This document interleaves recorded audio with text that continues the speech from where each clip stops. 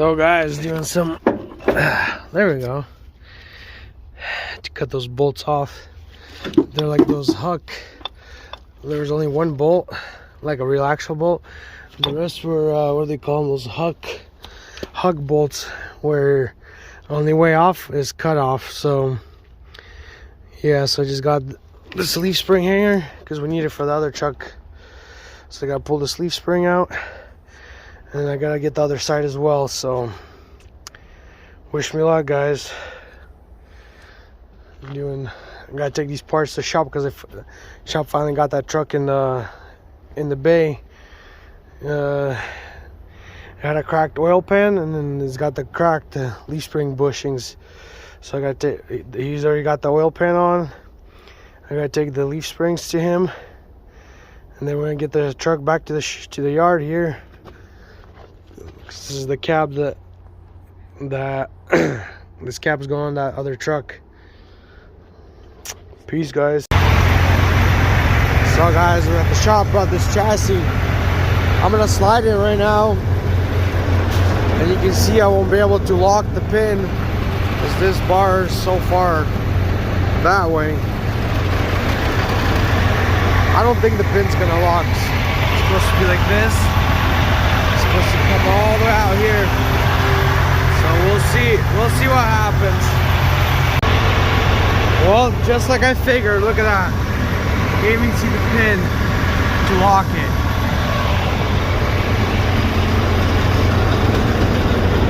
And it's touching here. Dang, it looks even worse from here than it does over there. I guess if you bang it hard enough, maybe it'll bend back, but then you're gonna jack this part up. So yeah, they're gonna temporarily fix this because the parts are, I don't remember, he said like 2 months out. So we're gonna temporarily fix it right now. I don't know how they're gonna do it, but so we can use this, so we can I guess you could make it to the, no, some docks are very, because of this bar, some docks sit inside the container like an inch, and some docks won't even clear some of these docks. So yeah, this won't even, if you want to unload a 20-footer, you won't even be able to back it up to a dock. Well, you can back it up, but their ramp won't be able to. It'll just fall right here. So oh yeah, and you can't even do a 40-footer because this thing's so bent out. Look at that, it's like almost 2 inches. 2 inches, meaning the container won't be able to sit directly over this. So yeah, this thing's totally shot for now. Yeah, look at that. That's a good 2 inches. This has to be out here behind this. So yeah, guys, I dropped off the chassis at the shop to get a temporary fix. Now I'm gonna run down to Kenworth, and what happens is I get every morning the fan will not turn off. I gotta drive like 10-15 miles for the fan to finally turn off. So I think it's the clutch fan actuator. So I'm gonna go to Kenworth. That's like the easiest fix, unless if it was the clutch fan, it would always stay on, right? But I feel like when the truck warms up, the actuator releases and or closes or whatever it does, and the fan turns off. So I'm gonna run down to Kenworth real quick, get an actuator, change it. I think it's like right there in that corner. Never done it before, guys. This is my first Kenworth. I don't know much about it, so we're gonna be tracking down problems left and right, and you guys hang out with me and we all learn some, I guess. So I guess I'll catch you guys on the other side. Oh yeah, and I won't know if the problem's fixed or not until tomorrow morning, because like I said, it only does it in the morning when the truck warms up, and then I drive it all day, every day, or all day. It does not, the same problem does not occur. So it does only in the morning, so I guess I'll test it out tomorrow morning. Once the air pressure builds up, it's supposed to turn off like after 100 10 or 15.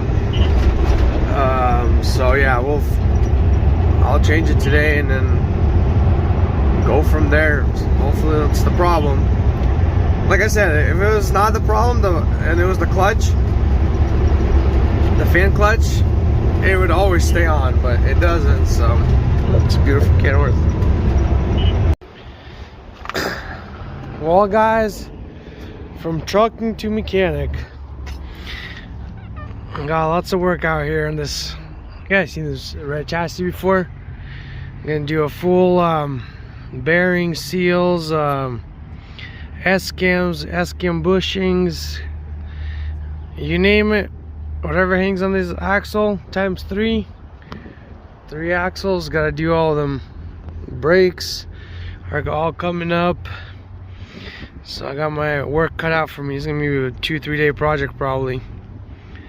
So just tearing it apart right now, and I gotta take all the parts in. And since I'm not a professional mechanic, I don't know the length. I guess I could measure the length of the S-cams and stuff, but I'm just gonna take everything off, bring everything in, have them give me 1, 2, 3 sets, and we're good to go.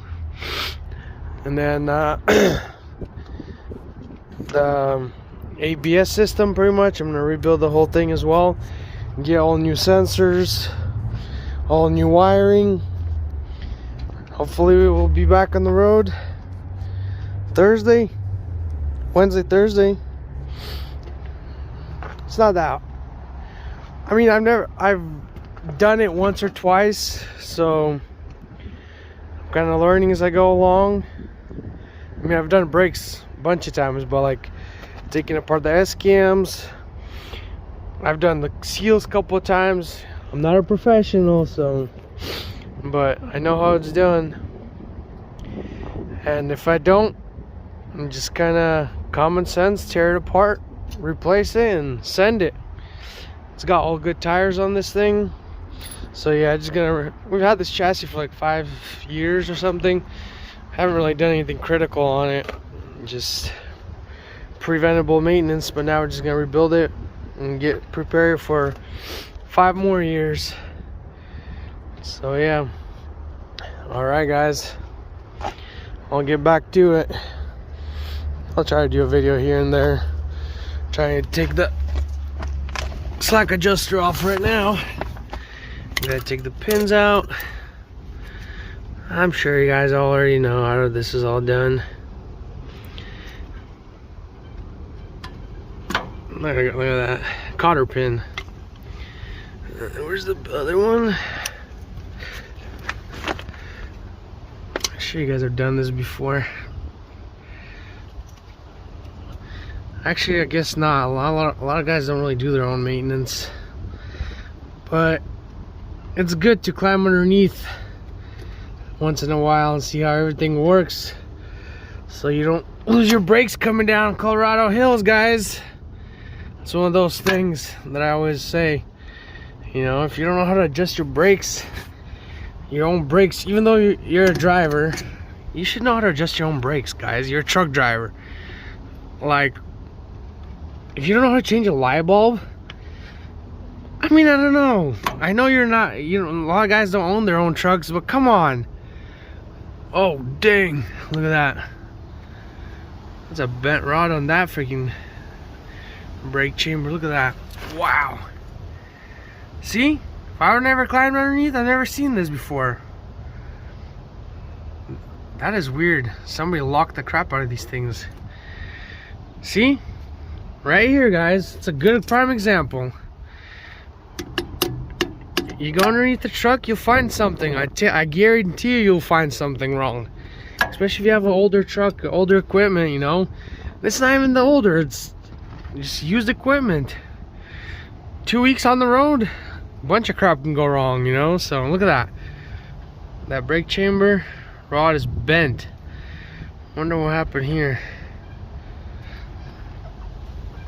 So yeah, it's a prime example right there, guys. Well, I'll get back to it. I just took out the cotter pins. Mostly each brake slack adjuster, have 2 pins that hold the slack adjuster to the brake chamber rod, and the cotter pins holding each pin. Look at that. But there are brake chambers that only have 1. I don't know what they are, but they're the steer ones. I think they have 1. See, there's a cotter pin that goes in there. And there you go. Look at that. And the S cam is almost out. I just gotta take, there's a pin right here. I gotta take that out, and then it'll come off the S cam. 4 bolts here. I already took off these 4 bolts, and this S cam will go out that way. Right here, come out this way. Sometimes you'll be able to get them off without taking the hub off, but sometimes this one, yeah, I might have to be taking the hub off. So since I'm doing that anyways. All right, guys, we'll get back to it. I'll try to do a video here and there. I'm gonna try to do a kind of as we go along video. So each slack adjuster has got this little pin that has a little spot on the S cam, and you just gotta find where it breaks off. It's in 2 pieces, and you just kind of pull it off like so. And it's not that, look at that, I just took it off by hand. They also got these little special pliers. If you see the holes right here, though, in grease, they got the special I forgot what they're called. You put the pliers in there and spread them, and it'll take the spring off. I pretty much just deal with a screwdriver because it's not that hard here. Look at that, it's pretty much off. So I'm gonna slide it off.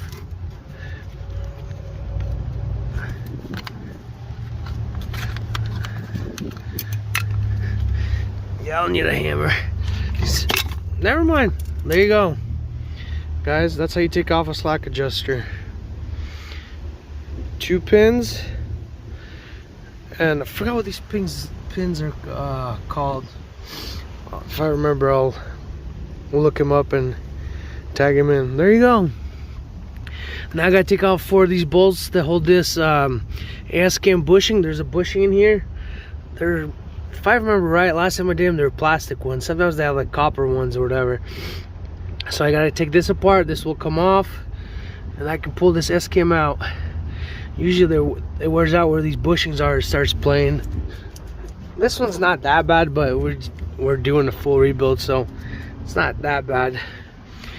But we're just gonna replace everything, rebuild everything, and forget it for 5 years, 6 years, you know. I hope. This Chinese crap. This slack adjuster doesn't look bad.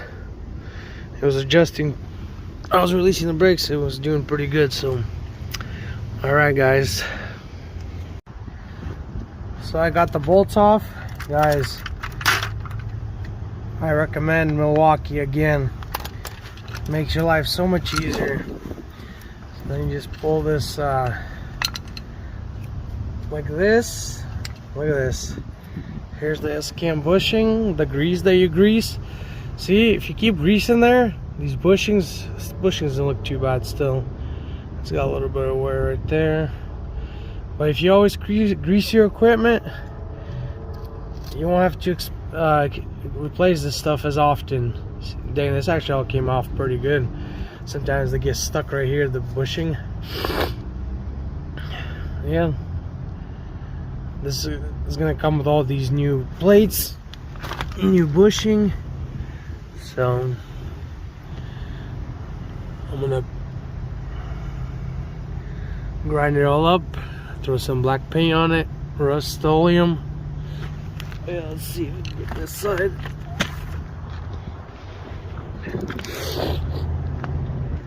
Yeah, I don't think this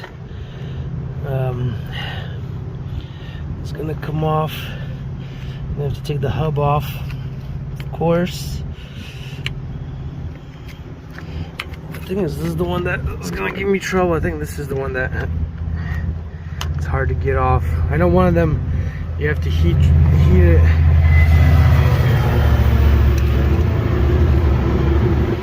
I need both my hands, guys, so yeah. Well, we're getting that S-cam out. This is where people have a struggle sometimes. You have to torch it, heat it up to get it out of this mount. But we were able to use these tools from each side, banging them out.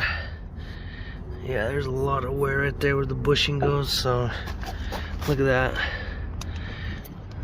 Yeah, I'm gonna sand it out of here. And my luck, this S-cam actually comes out without taking the hub. Yeah, there's a lot of wear right there. Look at that. It's supposed to be flush. So yeah, that's why we're. You see where the bushing was? It's already. That's where the plate starts moving.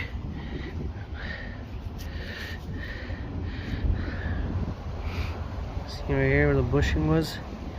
It gets worn out with the time, so he's gotta go. Who knows how long these are? It looks like they've been painted.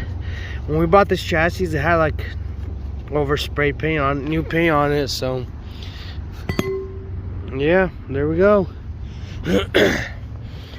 And then I gotta take off this hub. I don't know, the bearings are good in here, seal's good, but I think we're just gonna send it and replace everything. That's what we decided, and that's what we're gonna do. Rebuild the whole thing so we can this is one of the oldest chassis we have. This is like a 2006, I think. So glad the other ones are still. Let's see. Yeah, we bought all new chassis except this one now. I think this is a 2006. Oh, 2003. So it's 1002. So that's pretty much 03. Yeah. It's due for a rebuild. It's got all new aluminum wheels though. That's the cool part. So yeah. Alright. Guys, I got an interesting video for you guys. Look at this. Pads, bearings, seals, hub covers, hubcap, and S-cams. Everything inside the Mercedes. I know you're gonna say I need a truck. And I got 2 passengers. And we're not even fully full yet. Yeah.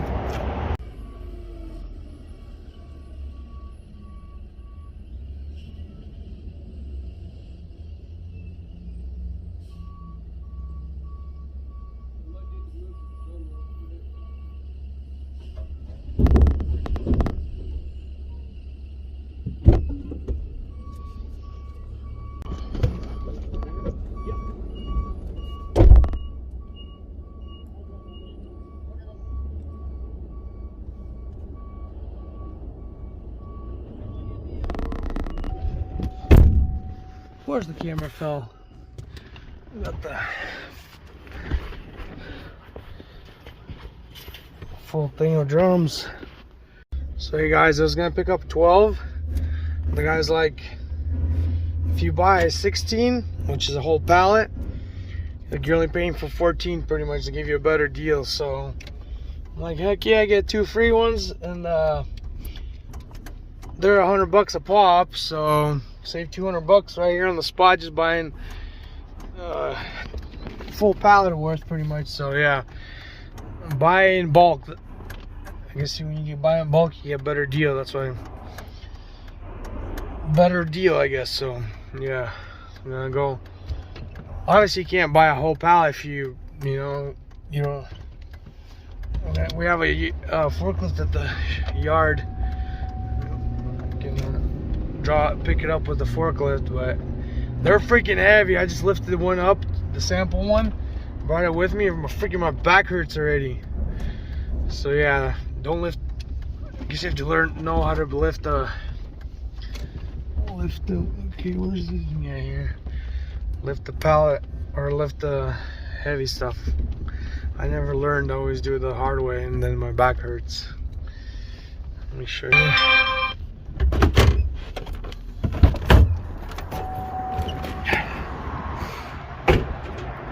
I saved the old one because we have a scrap bin, and we're gonna make some money from scrap. Imagine 6 drums in the scrap bin. Probably pay for half this pallet. Helps having a forklift. It'd be a pain in the ass to unload 16. They're probably like over 100 pounds drums. I think probably even more, because they're freaking heavy. We definitely couldn't have gotten all that in the Mercedes trunk, I'll tell you that. Yeah, buddy.